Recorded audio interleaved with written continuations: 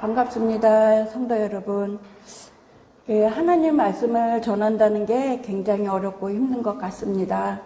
그리고 한 주간 열심히 적어보았던 내용도 어제 이제 마무리하려고 펼치다가 그냥 다 지웠어요. 왜냐면 계속 저가 외형적인 그 말씀을 전하는 것으로 자꾸 가는 것들이 굉장히 제 자신이 좀 답답함을 느꼈습니다. 그리고 그런 속에서 그냥 제가 이제 시리즈처럼 그때 전하게 된 그 말씀을 다시 한번 또 전하면서 또 우리가 앞으로 나아갈 길에 대해서 고민하는 그런 시간으로 하는 것이 어떨까 해서 제가 이제 그것을 지우고 이제 다시금 그때에 했던 그 말씀을 갖고 나누려고 합니다. 사실 제가 이제 화면에 비추는 그 모습들이 사실 굉장히 어둡습니다. 그래서 굉장히 이제 밝으려고 노력을 하는데 그 삶이 이렇게 밝게 해주질 않는 것 같아요. 그래서 또 신앙생활도 이제 아주 조금 알아놓고 그것을 감당하기도 사실은 너무나 힘듭니다. 그래서 늘 이렇게 웃으며 환하게 전해야 되는데 아직은 그것들에 늘려서 좀 뭔가 마음에 진지함입니다. 이 어두움은 아니고 그래서 이제 그런 생각을 하게 됩니다. 그래서 또 어떤 분들은 그러실 겁니다. 쟤 또 우네.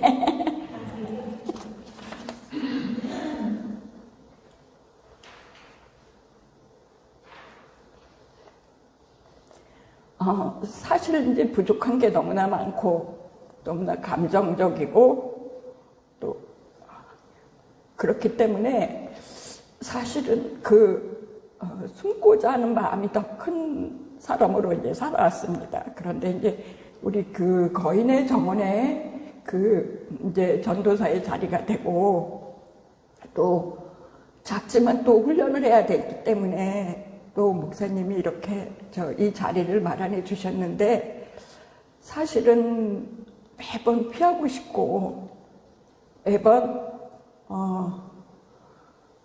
나중이라고 미루고 싶습니다. 그러나 또 오늘 이 자리에 있으면서 또 감사한 것은 이 말씀이 저를 또 살리셨고 또 이 말씀이 저에게 앞으로 나가는 데에 또 지표가 되주신 그 하나님을 또 생각할 때 이게 뭔지 모르겠습니다. 너무나 힘들고 또 너무나 어렵고 힘든데 그 말씀의 은혜에 너무나 또 감사하고 저 같은 사람도 이 자리에 나서는데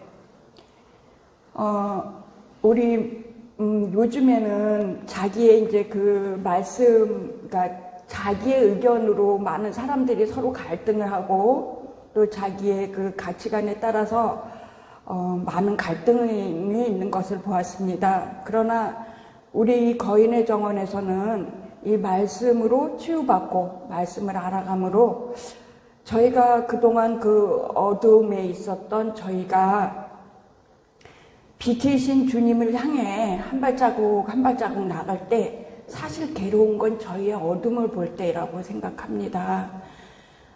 그런데 그 어둠을 보는 그 기준이 저희가 이제 말씀으로서 저희를 이제 양육해 주시기 때문에 참 그 어둠을 본다는 게 굉장히 힘듭니다. 왜냐면 사람이 누가 어둡고 그 그늘에 있고 싶겠습니까? 밝은 곳에 환하게 있고 그러나 내 마음은 아직 어둠에 있고 그걸 말씀으로 또 저희가 나아가야 되고 이런 것들 이런 그 굉장한 상황이 있는 곳이기 때문에 우리 교회가 어떻게 보면 참 센 교회입니다. 그냥 사람이 듣기 좋아하는 이로의 말이나 또 때로는 우리에게 잘 될 거라는 이로의 말을 주는 그 말씀을 찾아서 우리가 듣고 전하고 한다면 우리가 알고 있는 그 하나님만을 안다면 어떻게 보면 마음이 편하겠습니다. 그런데 우리 담임 목사님이신 이영민 목사님이 말씀 외에는 전하는 것을 원치 않으시기 때문에 저희도 또한 그것에 이제 많은 것들을 양육을 받고 있습니다. 정말 마음에 갈등이 있으십니까? 하나님을 알고 싶으십니까? 또 우리의 신앙생활이 어떤 것이 알고 싶습니까?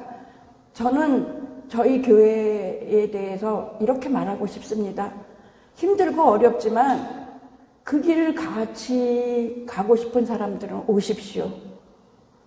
그리고 우리의 또 성도들에게 이루의 말도 전하고 싶습니다. 제가 이제 지금 저희가 같이 사역을 하고 있는 백옥동 전도사님과 저는 사실 교회 생활을 수십 년 하면서 많은 답답함도 있었고요. 저희 신앙생활에 대한 아쉬움도 있었는데 이 말씀이 저희에게 이제 양육이 되면서 굉장히 많은 변화를 일으켰습니다. 그런데 정말 너무나도 괴로웠던 것은 이제 너는 미움을 받을 것을 각오하여라 라는 그 구절을 보면서 도대체 알지도 못하는데 미움부터 받으면 저는 어찌합니까? 라는 그런 묵상을 하고 계속 이제 말씀의 양육을 받고 있습니다. 어느 정도 이제 눈이 떠지고 또 말씀을 묵상하고 또 저의 그 말씀 속에서 해결을 하고 돌아가는 그 길에서 많은 묵상을 하게 되는데요. 사실 우리 거인의 정원의 교회에 올 때는 희망이 찹니다. 나를 또 얼마나 깨주실까. 그러나 돌아가는 그 발길에서는 저의 책임이 느껴집니다. 왜냐, 제가 몇십 년 동안 생활하면서 신앙생활을 하면서 저의 모습을 돌아볼 때 그것이 해결되지 않았던 저의 모습을 지금까지도 이끌었던 것 같습니다. 지금 거인의 정원이 설립이 되고 1년이 다 돼가는데 사실 제 개인적인 신앙생활은 굉장히 많은 변화가 왔습니다. 그래서 어느 곳을 가든 말씀 외에는 전할 것이 없기 때문에 떠들기 좋아하고 또 거기에 끼고 싶고 이런 어떤 그 상황에 그런 곳을 좋아하는 사람이지만 어느 순간부터 입이 다물어지기 시작했습니다. 왜냐면요, 우리가 말씀으로 살아가는 가정에서 우리의 가치관과 또 우리의 생각이 하나님의 영광을 많이 가리고 있더라고요. 그 속에서 저의 또 모습을 보게 되고 저 또한 그런 모습으로 신앙생활을 한 것이 지금까지의 저의 모습이었구나 하는 그런 자괴감이 많이 생기기도 합니다. 그러나 하나님이 주신 또 깨달음이 저에게 또 새로운 길을 가는데 원동력이 되는 것 같습니다. 우리 교회는 말씀밖에 없는 교회입니다. 그래서 그것으로 너무나 감당하기 어려운 그 말씀이지만 우리의 한계를 느끼고 또 그 한계 속에서 남을 이해하게 되고 또 저를 위로하게 되고 또 그 말씀의 방향을 말씀대로 이끄시는 그것들에 대해서 저희의 신앙관들이 많이 바뀌고 있습니다. 과연 이런 신앙생활이 쉬울까요? 쉽지 않을 것 같습니다. 주위에서 보면 교회에 쇼핑을 하는 친구들도 많고요. 또 하나님을 알 때 니고데모의 모습같이 그 빛을 알고자 예수님 앞에 나았지만 그 니고데모의 후의 모습은 누구도 모르지 않습니까? 우리가 하나님을 향해서 나온다고 했지만 우리의 또 모습은 어떤지, 또 우리의 살아가는 모습은 어떤지, 그리고 우리는 얼마나 주님을 전하고 있는지, 이런 것들이 많이 묵상되는 날들입니다. 그리고 우리가 하나님을 안다고요? 전해야죠. 전할 때 어떤 것이 옵니까? 자기가 아는 지식으로 처음에는 거부합니다. 그러나 그 말씀이 그 마음에 들어가는 그 순간에는 굉장한 변화가 있습니다. 그것을 어떻게 하냐고요? 요즘에 많이 이제 그 믿음의 사람들도 만나는데, 제가 이제 개인적 사견으로는 저희 동네에 권사님이 계시는데, 그분은 굉장히 말씀을 나누는 걸 좋아하십니다. 그러나 저는 아직은 깨닫는 입장이기 때문에 전한다는 것도 굉장히 겁이 나고, 또 하나님의 영광을 가려울까 하는 그런 것들이 굉장히 저는 고민이 많습니다. 그래서 그 권사님께 처음 앉자마자 그랬습니다. 권사님, 저는 금방 저의 밑바닥에 금방 들통날 것 같아요. 그러니까 우리 30분 안에 말씀을 전하고 내가 많은 것을 알게 될 때 더 많은 것을 전해드릴게요 했는데, 요한복음에 대해서 1장 그것도 중간 정도도 안 하고 일어나는 순간에 권사님이 이런 고백을 하셨습니다. 이영희 전도사, 우리 아무것도 안 했잖아. 우리 어떤 말도 안 했는데 갑자기 내 심장이 뛴다? 이러시더라고요. 그래서 제가 굉장히 놀랐어요. 부끄럽기도 하고. 근데 이제 그 장로님도 계시긴 한데, 장로님은 방에서 듣고 계십니다. 근데 그 음성이 저에겐 굉장히 충격적이었습니다. 제가 무엇을 전하려고 나아갔고, 무엇을 안다고 얘기하려고 갔던 그 자리에서 그저 예수님께서 말씀하신 그 요한복음 1장 1절에 대한 말씀만을 갖고 나누었는데, 말씀이시라는 거잖아요. 그 말씀이 믿어지는 그 순간에 그분은 가슴이 뛴다고 말씀하신 것입니다. 정말 우리가 심장에 물론 뛰죠. 그러나 우리의 신앙생활에 그 가슴 설레임과 그 띵이 무엇입니까? 말씀이 살아있지 않은 건 아닌가요? 우리가 말씀으로 정말 들어가려고 하지 않은 건 아닌가요? 세상에 보이는 것들에 대해서 취해서 그 하나님의 영광을 우리가 취하고자 한 것은 아닌가요? 그래서 저는 또 그런 경험을 했고, 그 며칠 있다가 어느 또 교회 그 친구 권사님이 오셨습니다. 그 권사님이 예전에 같은 교회를 다녔는데, 얼마 전에 우연히 만나게 됐어요.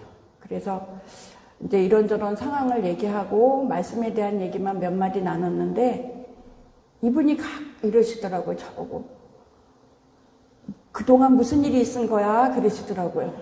근데 저는 아직도 많이 부족해요. 성경 구절을 많이 외우고 사람들이나 성도들 앞에서 전도사니까 나는 이만큼 안다고 얘기해야 되는데, 나이가 있어서 그런지 은혜가 적어서 그런지 그 구절이 정말 이렇게 옥구석처럼 툭 나오는 게 아니라 마음만 그냥 맨날 은혜스럽습니다. 저도 물론 많이 보기도 하기도 하는데, 그것도 하나님이 만져주실 거라고 생각을 하는데, 그분이 저에게 그런 말씀을 하고 가셔서 그 다음에 이러더라고요. 저 가끔 올게요. 그러고 가셨어요. 그런데 정말 1년에 한 2번 정도 만나던 권사님이 한 달도 안 됐는데 또 오셨어요. 맛있는 걸 싸갖고 오셨는데, 그분이 힘을 얻고자 왔어요. 그러시더라고요. 그래서 힘은 나보다 더 많은 사람이 왜 나에게 힘을 얻고자 합니까? 그러니까 좀 체격이 있는 권사님이시거든요. 근데 이제 일상생활에 하면서 우리가 이 말씀에 대한 그 갈급을 원하는 것 같고, 또 그것이 내가 지금 확증하고 있는 그 말씀이 온전한 건지 불안한 것이죠. 그런데 우리는 그냥 나누기만 했습니다. 하나님 말씀에 대해서 그저 묵상만 했습니다. 그런데 그때 하나님께서 성령님 함께 해주신 것 같아요. 사실 그 말씀이 기억도 나지 않아요. 왜냐? 그때 주시는 그 입술로 전하는 것 말고는 제가 무엇을 하겠습니까? 저의 은혜를 얘기한다고 그에게 은혜도 갈까요? 사실은 주님과 마주하고 있는 그 순간을 말씀 속에서 그 주님이 주신 그 말씀을 갖고 우리가 답을 찾기 전까지는 우리의 답답함은 계속 올 것입니다. 그런데 마음만 다르고 태도만 달라져도 우리에게 정말 하나님은 귀한 은혜를 주십니다. 체험이 안 되신다고요? 거인의 정원에 오십시오. 왜냐? 혼자서 하는 그 말씀의 무게가 내가 쉽게 풀리지 않는다. 또 교회를 가도 다른 교회를 가도 나에게 시원하지 않는다. 이런 말씀들을 하시기 때문에 하는 것입니다. 그 자리에서 그 앉은 자리에서 때로는 그 섬기는 교회에서 그 확증과 믿음이 있으시기를 원하고 간구합니다. 왜냐? 우리는 그렇게 살아야 되기 때문입니다. 말씀을 갖고 있는 우리는 그것을 전해야 되는 소명이 있습니다. 사명이 있습니다. 왜 우리는 성도이고 믿음의 자손들인데 우리 옆에 사람들에게 전하지 못하고 살아있는 말씀을 우리 마음에 넣고 그 권사님의 연로하신 권사님의 그 말씀처럼 우리의 그 뜨거움을 늘 느끼고 또 전할 수 있게 말씀으로 들어가는 수밖에 없습니다. 우리의 체험은 그냥 주님이 주시는 은혜고 잠시의 기쁨입니다. 그러나 진짜 우리가 해야 될 것은 정말 말씀 안에 우리가 쓰는 것을 훈련받아 그 말씀을 전하고 살아가는 것이 믿음의 자손들의 역할들이라고 저는 감히 말하고 싶습니다. 그것이 가득한 분들에겐 저의 말이 전하는 것들이 소용하지 않겠죠. 왜냐하면 그들은 그 자리에서 그 역할을 하기 때문입니다. 그러나 그것이 무엇인가 답답하고 힘들 때, 그것을 말씀 가운데로 오게 될 때 우리와 같이 나눕시다. 그리고 우리 성도님들, 우리가 세상의 것이 세상에서